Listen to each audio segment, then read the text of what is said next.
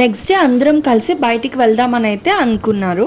ఇంకా అందరం ఇలా కలుసుకుని బయటికి వెళ్తే చాలా బాగుంటుంది.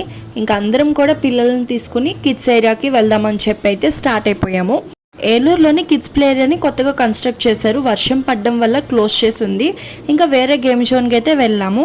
ఇది కూడా వర్షం పడడం వల్ల క్లోజ్ చేశారు. కొంచెం రిక్వెస్ట్ మీద ఓపెన్ అయితే చేశారు.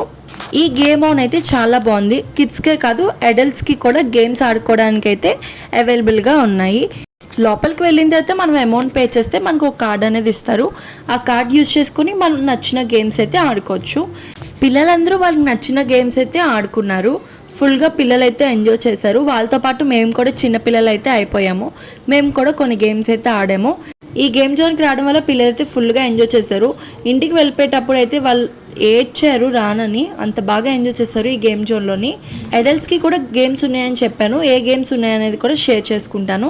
మా హస్బెండ్ ఇంకా అన్నయ్య వాళ్ళు ఏ గేమ్స్ ఆడారు అనేది కూడా నెక్స్ట్ వీడియోలో పోస్ట్ చేస్తాను.